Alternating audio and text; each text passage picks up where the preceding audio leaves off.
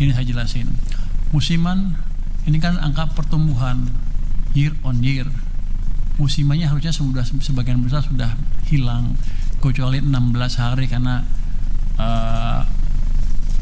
lebarannya geser 16 hari. Tapi tahun lalu triwulan pertama bukan keluarnya separuh ya, hanya sedikit, hanya 16 hari. Jadi harusnya walaupun dalam musiman itu, dengan kita lihat angka year on year, harusnya sudah hilang dengan signifikan. Oh, karena stimulus, ya emang itu kerjaan kita, mendorong ekonomi supaya ekonomi tumbuh lebih cepat. Terus harus apa? Saya mesti diem? Kan enggak. Justru Bank Sentral kita, LPS, OJK memberi dorongan ke ekonomi bersama-sama supaya ekonomi tumbuh lebih cepat. Kalau diem berarti nanti itu ekonomi itu cita-cita tercapai, ekonomi Indonesia jatuh. Maunya gitu kan? Enak aja. Jadi enggak, kita menjalankan tugas kita seoptimal mungkin untuk menjaga stabilitas ekonomi dan meningkatkan kesejahteraan masyarakat setinggi mungkin, secepat-cepatnya. Yang terakhir deh, Pak Purbaya, bagaimana memastikan rencana KEK finansial di Bali tidak menjadi sekedar tax haven?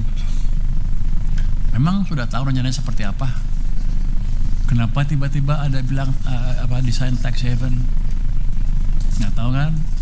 Ya gini, kira-kira yang akan kita buat adalah seperti di Dubai, 100 hektar atau lebih sedikit atau sedikit sekali itu menjadikan kawasan ekonomi khususnya. Di situ akan berlaku common law, hukum tertentu. Uang bisa masuk dari luar negeri ke situ, nggak saya pajakin. Nanti teman-teman ekonomi Anda bilang rugi dong kalau gitu. Enggak, tadi juga nggak ada apa-apa. Tapi kita uang masuk situ, uang di situ akan bisa dipakai berinvestasi di proyek Danantara yang banyak dan returnnya bagus, atau di proyek-proyek di luar tax haven itu, yang bukan tax haven, di luar kawasan ekonomi itu,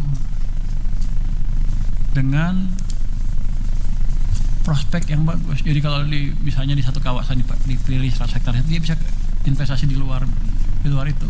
Dan untuk saya bisa juga mereka invest di bond saya, di surat utang saya. Jadi pembeli saya juga bertambah, Pak Gub. Jadi makin kuatlah sumber pembiayaan pembangunan untuk swasta maupun untuk pemerintah. Kalau dia ditaruh di situ aja ngapa-ngapain, dia nggak akan dapat returnnya paling ya harusnya ditaruh di tempat saya, tempat Pak Gub, di sektor finansial yang lain, tapi yang paling menarik kan di sektor real. Jadi modelnya akan seperti itu yang sedang didesain. Kira-kira ya kelihatannya seperti itu deh, gue bocorin itu ya. Kira-kira yang saya tahu seperti itu, dan itu akan desain dalam waktu tidak terlalu lama, akan segera dijalankan itu. Jadi bukan kawasan besar, ratus ribuan hektar, tidak segitu intinya, tapi nanti dia bisa nyerang keluar itu. Kalau selama di sentral di tempat financial centernya tadi dapat insentif, misalnya minta tax insentif, saya kasih, kan nggak apa-apa. Dulunya juga nggak ada apa-apa di situ, tapi ketika dia keluar ada hasil, kan ada pajak dan lain-lain, dan ekonomi jalan.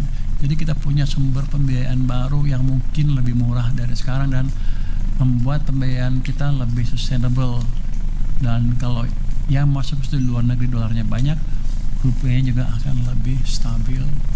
Jadi itu mungkin yang bisa saya sampaikan pada saat ini. Cuma nanti ke depan desainnya sedang disempurnakan supaya bisa berjalan dengan lebih sempurna. Mungkin itu update dari saya. Kalau nggak ada lagi, ini pertanyaan terakhir. Terima kasih semua teman-teman atas kehadirannya pada sore hari ini. Rapat kami tutup. Wassalamualaikum warahmatullahi wabarakatuh.